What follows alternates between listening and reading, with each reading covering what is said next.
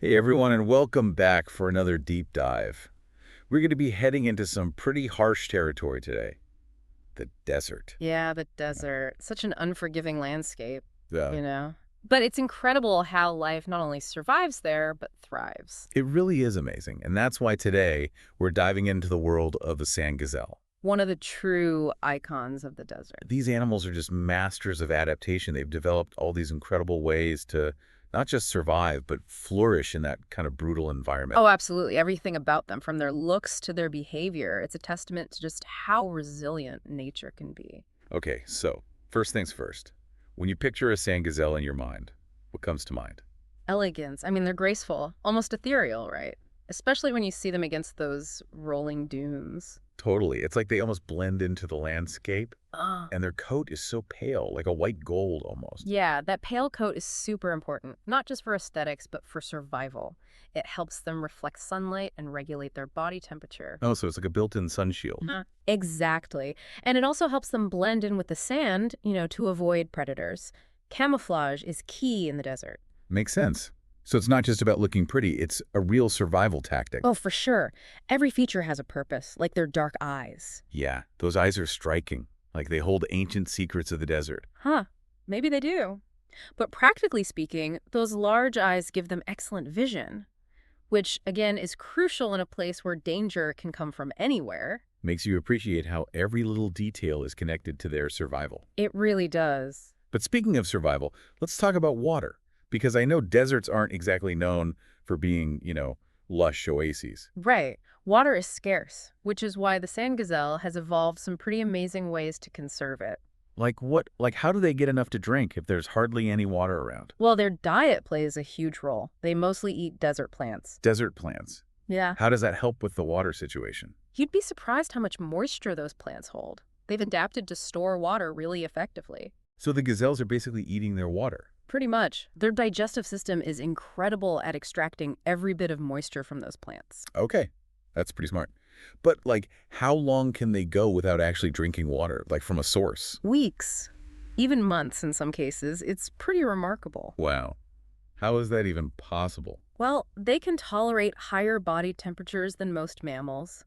By letting their body temperature rise, they reduce water loss through sweating. So they basically just crank up their internal thermostat to save water. It's a neat trick, right? And they don't stop there. They're also pros at utilizing the landscape to their advantage, like seeking shade during the hottest parts of the day. I've heard they even dig little depressions in the sand to stay cool, like their own personal mini oases. Exactly. They're all about working smarter, not harder. And those adaptations are crucial when you're constantly on the lookout for predators. Yeah, the desert doesn't sound like a very relaxing place if you're a gazelle. Will those foxes, wolves, and birds of prey lurking around? Oh, it's a tough neighborhood. That's why they've developed those impressive defenses we talked about. Like their speed, right? You bet. Sand gazelles are incredibly fast. They can reach speeds up to 60 kilometers per hour. And they're agile too, zigzagging through the dunes to outmaneuver their predators. Wow, that's like a furry little sports car out there. Huh, I like that. But speed isn't their only defense. They've also got super sharp senses.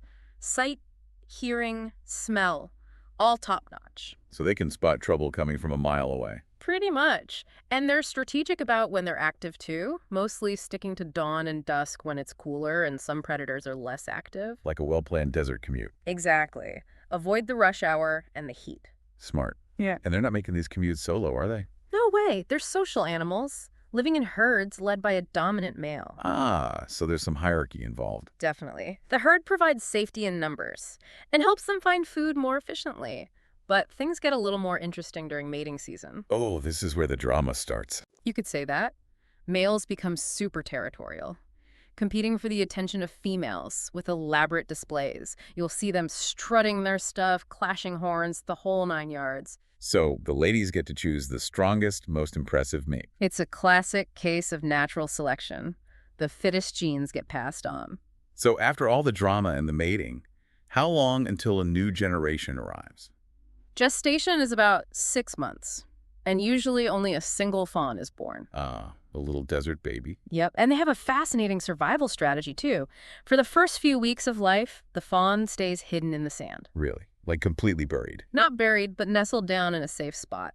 Their coat blends in perfectly with the sand. It's almost impossible to see them. Wow. Talk about camouflage taken to the next level. It's a clever way to protect them until they're strong enough to join the herd. It all makes so much sense when you hear about how everything is interconnected. Yeah, it's a beautiful example of how evolution has shaped these animals to thrive in such a demanding environment. But even with all those incredible adaptations, they're still facing threats. Right.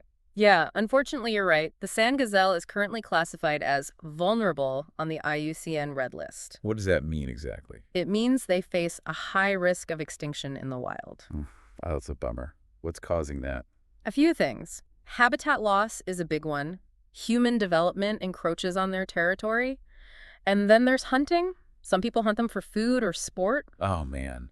It's like we're squeezing them from all sides. And to top it off, they also face competition from livestock, sharing already limited resources like grazing land and water. It's a reminder that even the toughest creatures are vulnerable to human impact. It is.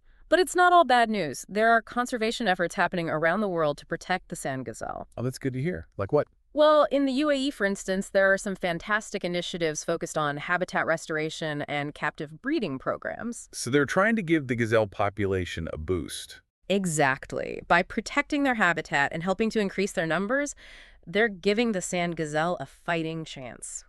I'm glad to hear that. It's inspiring to see people taking action to protect these amazing creatures. It is. And their story is a real testament to the resilience of nature. But it's also a reminder that we have a responsibility to protect this delicate balance. It makes you think about all the other animals out there facing similar challenges, battling for survival every day. And succeeding. Against all odds. It's a good reminder to appreciate the ingenuity and tenacity of life, even in the most extreme environments. Yeah, absolutely. Well, that's all the time we have for today's deep dive. But hopefully you learned something new about the incredible sand gazelle. I hope so too. It's a creature truly worth celebrating and protecting. I couldn't agree more. And who knows, maybe next time you picture a desert, you'll think of those graceful gazelles defying the odds and thriving against all challenges. They really are a symbol of resilience. Until next time, folks, keep exploring and keep learning. And keep those deep dives going.